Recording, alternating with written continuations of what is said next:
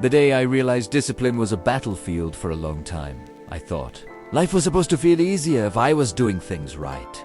I believed that if I planned well, stayed positive, and waited patiently, things would eventually fall into place. That belief kept me comfortable, but it also kept me weak.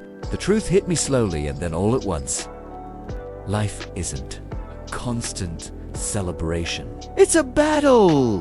Not against other people, but against excuses, comfort, and the version of myself that always wanted the easy way out. That's when I understood something important. Discipline is not comfort. It's war.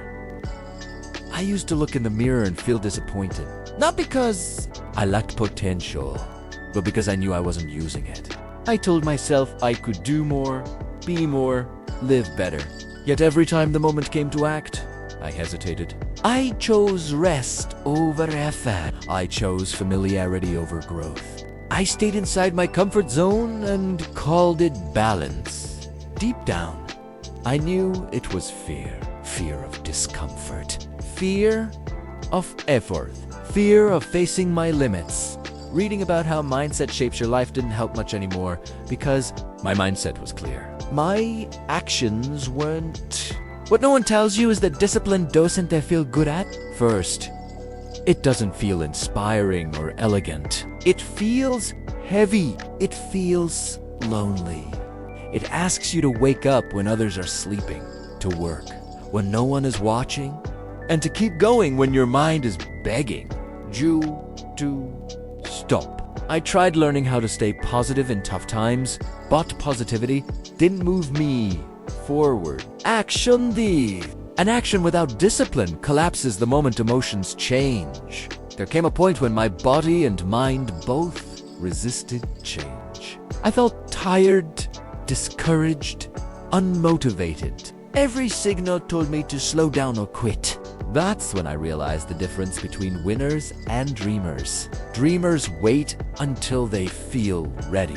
Winners act despite how they feel. Discipline doesn't ask for permission from your emotions. It demands commitment. Learning how to control negative thoughts mattered less than learning how to act even when those thoughts were loud. That was the moment I stopped seeing discipline as punishment and started seeing it as training. Like a muscle, it only grows when it's challenged. Comfort weakens it. Resistance strengthens it. I understood then that freedom has a price. And that price is discipline. No one was coming to save me. No one was going to carry me uphill. If I wanted control over my life, I had to earn it. And earning it meant stepping onto the battlefield every single day. Why comfort is the enemy of growth? Once I accepted that discipline was a battlefield, I started seeing comfort differently. Comfort wasn't rest. It wasn't recovery. It was avoidance dressed up as such. Every time I chose comfort instead of effort, he felt relief. He the moment and regret later. That pattern repeated itself for years. I told myself I deserved a break, that tomorrow would be better, that one day wouldn't make a difference. But days stack up quickly, and comfort, when chosen too often, slowly steals your edge. I noticed how my mind tried to protect me from discomfort, all costs. It whispered excuses that sounded reasonable. You're tired? You've already done enough. You can start fresh tomorrow. Learning how to stay positive in tough times didn't silence those voices. Understanding their role did. They weren't there to help me grow. They were there to keep me safe. But safety and growth don't live in the same place. If you always choose what feels good, you'll rarely choose what makes you better. But discipline forced me to confront myself honestly. It exposed how often I looked for shortcuts, how often I wanted results without sacrifice. I began to understand how mindset shapes your life in a harsher, more realistic way. Your mindset isn't defined by what you believe, but by what you tolerate. When you tolerate laziness, distraction, and excuses, your life reflects that tolerance. Discipline raises the standard. It demands more from you, even when no one else does. This was also when I stopped romanticizing motivation. Motivation comes and goes. Discipline stays. I didn't need to feel inspired to act. I needed to act, regardless of how I felt. That realization changed everything. Learning how to control negative thoughts became secondary to controlling my behavior. Thoughts follow action far more often than action follows thoughts. When I moved, my mind followed. When I stayed still, my mind drifted. Comfort promised peace, but discipline delivered freedom. That freedom didn't come easy. It came through resistance, fatigue, and repetition. But each time I chose discipline over comfort, I felt stronger. Not physically, but mentally. I was no longer at the mercy of my moods. And that, more than anything else, felt like power. Acting when everything in you wants to stop. Those battles weren't external.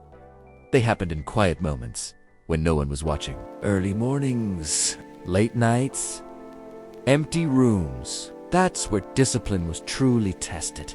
Not when things were exciting, but when they were repetitive and my body.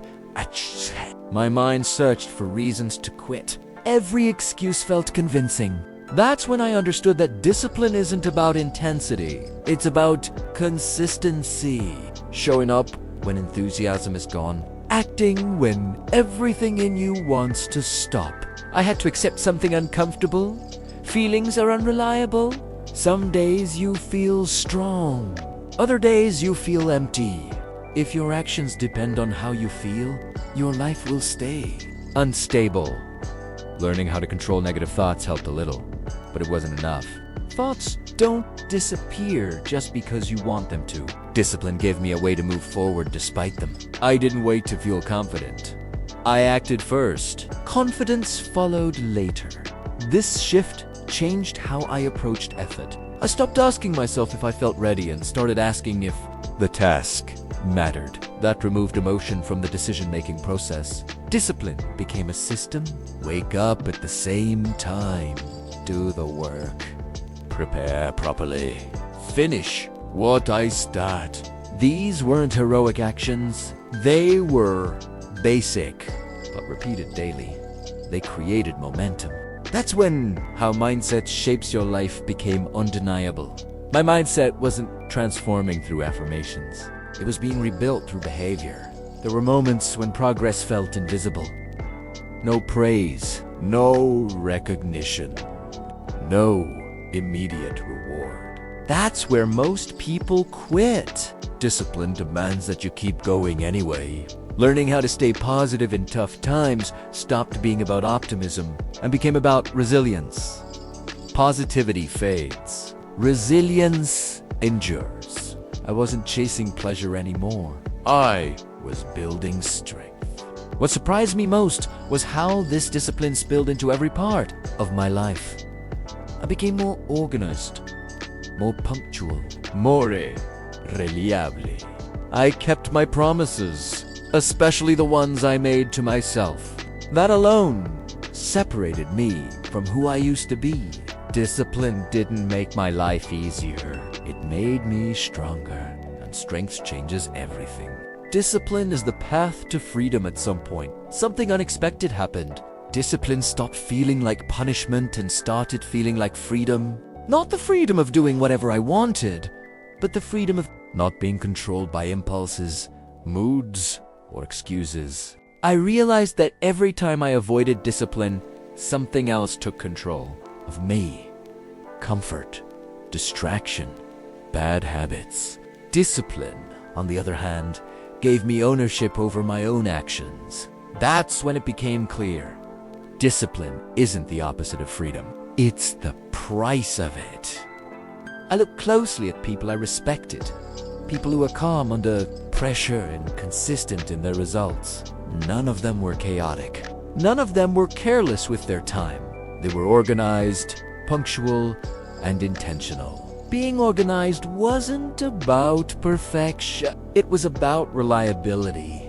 When you get things done, when you keep your word, when you show up on time, you build trust, not just with others, but with yourself. That trust becomes confidence, and confidence fuels action. This is how mindset shapes your life plays out in real life, not theory. Discipline also forced me to face sacrifice. Honestly, there were things I chose to give up. Late nights that led nowhere. Habits that felt good in the moment, but cost me energy and focus. People sometimes looked at me and said I was too strict, too controlled, but they didn't see what I saw. I wasn't restricting myself. I was protecting my future. Learning how to stay positive in tough times meant understanding that short-term discomfort often protects you from long-term regret. The more disciplined I became, the less chaotic my life felt. My days had structure. My energy was directed. I didn't need constant motivation because my routine carried me forward. Discipline trained my mind the same way training builds muscle. Repetition, resistance, recovery. Over time, my way of thinking changed. Not because I forced it, but because discipline reshaped my identity. I wasn't trying to be disciplined anymore. I was becoming disciplined. That's when I understood why so many people avoid it. Discipline exposes you. It removes excuses. It shows you exactly who you are and who you could be. And that can be uncomfortable. But on the other side of that, discomfort is control. And control is freedom. Choosing war over comfort every single day. Looking back now, I understand why so few people choose discipline. It's not because they're incapable. It's because discipline asks for something most people are unwilling to give. Responsibility without guarantees. Discipline doesn't promise quick results. It doesn't offer applause. It demands effort long before reward. But that's exactly why it works. When you choose discipline, you stop waiting for life to change and start changing yourself. That's when everything shifts. I stopped seeing discipline as a phase or a temporary push. It became a lifestyle. A daily decision to take the harder path, even when the easy one was right there. Learning how to stay positive in tough times stopped being about encouraging thoughts and became about honoring commitments. On days when I felt strong, discipline sharpened me. On days when I felt weak, discipline carried me. That's the power of structure. It doesn't depend on emotion. I also learned that discipline doesn't make you cold or rigid. It makes you clear. Clear about what matters. Clear about what you're willing to sacrifice. Clear about who you want to become. Learning how to control negative thoughts mattered less once my actions aligned. Weight, my value. When your behavior matches your standards, your mind calms down. Doubt loses its grip. Confusión fades. You stop arguing with yourself and start moving forward. This is why how mindset shapes your life isn't about motivation or inspiration. It's about repetition. The habits you practice daily shape your character. Your character shapes your future. Discipline trains you to face pain instead of running from it. And when you stop running, you realize something important. Pain isn't the enemy. Avoidance is. Comfort keeps you safe, but discipline makes you capable. If you're tired, discouraged, or overwhelmed, understand this. You're not broken. You're just undisciplined in some areas. And that's something you can change. Right now. Not tomorrow. Not when you feel ready. Today, choose the harder path. Choose structure over chaos. Choose war over comfort. Because discipline is not comfort, it's war. And winning that war is how you take control of your life.